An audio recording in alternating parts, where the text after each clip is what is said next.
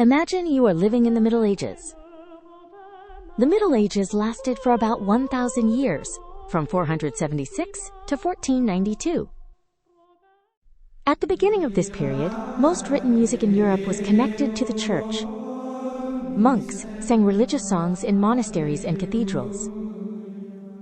This music was called sacred music, and it was sung in Latin without instruments.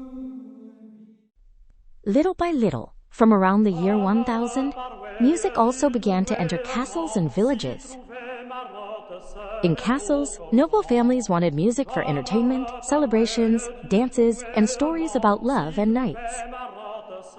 This new style of music was called secular music and used both singing and instruments. Secular means not religious. So secular medieval music was music outside the church, music for celebrations, love stories, dances, and sometimes even politics. Today, we are going to discover how music moved from the church to the castle, and how troubadours, trouvères, minstrels, and jongleurs helped spread it across medieval Europe. Part 1. From churches to castles. In the Middle Ages, there were two big musical worlds. One was sacred music, sung in churches and monasteries. The other was secular music, performed outside the church. Secular music developed in Europe, especially in places like France, Spain, and Italy, from around the year 1000. Instead of Latin church texts, secular songs often used everyday languages. In France, this meant languages such as Languedoc in the south and Languedoc in the north. And who created these songs? That brings us to some of the most famous musical characters of the Middle Ages: troubadours, trouvères, minstrels, and jongleurs. Part 2. The medieval musicians. Let's start with the troubadours. The word troubadour comes from the old word trouvère, which means to invent or to compose. Troubadours appeared around the 11th century. They were often noble or wealthy musicians from the south of France. They composed songs in Languedoc, also called Occitan. Many troubadour songs were about courtly love. Courtly love was a special medieval idea of love, respectful, poetic, sometimes impossible, and often full of longing. A knight might sing about admiring a noble lady from far away. One important early troubadour was William IX, Duke of Aquitaine, who was often remembered as one of the first known troubadours. Later, in the 12th century, musicians in the north of France were inspired by the troubadours. They were called trouvères. The trouvères wrote in langue d'oil, an early form of French. Like troubadours, they were poet-composers. They created songs about love, knights, adventures, and important events. But not every musician was a noble poet. More and more minstrels and jongleurs appeared over time as well. These performers often traveled from place to place. They sang the songs of troubadours and trouvères in castles, but also in villages and the countryside. A jongleur might sing, play an instrument, tell stories, juggle, or perform tricks. So if troubadours and trouvères were often the creators, minstrels and jongleurs helped spread the music. They were like the medieval version of performers on tour. These performers also had two favorite topics for their songs. The first was courtly love. These songs could be romantic, sad, joyful, or dramatic. They often described admiration, loyalty, and impossible love. The second favorite topic was chivalry. Chivalry means the world of knights, bravery, battles, loyalty, honor, and heroic deeds. Some songs told stories of warriors and kings. Others praised noble families. And sometimes music could even become political.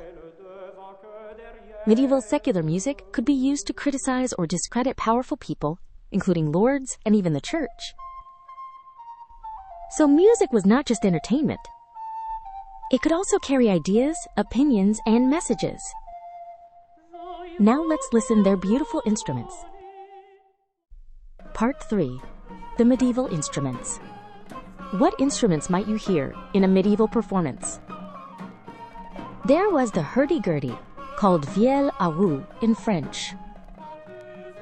There were the vielle and the drum.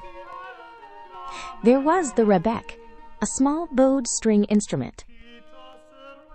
There was the psaltery, a string instrument. There was the recorder. And there was the lute. And many more.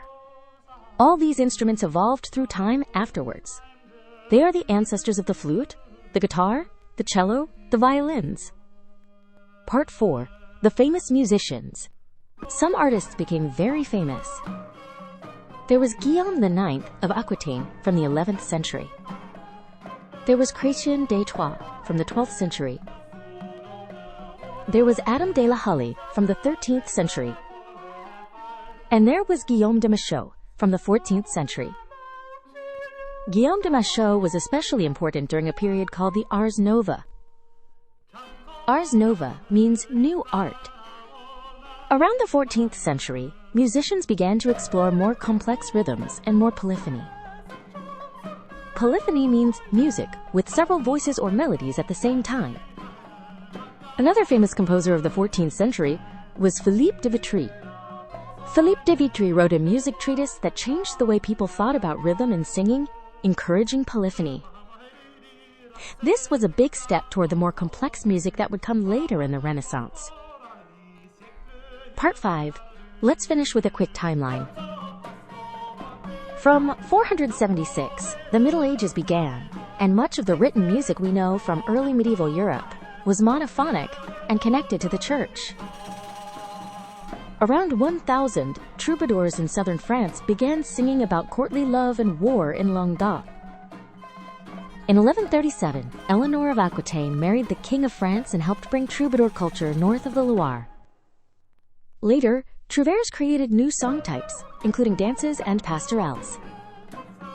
Around 1350, the Ars Nova helped music become more rhythmically and polyphonically advanced. By 1492, medieval music was gradually giving way to the Renaissance, with new forms of court music emerging in Italy, including madrigals and carnival songs. Conclusion. Secular music reminds us that people in the Middle Ages did not only pray and fight.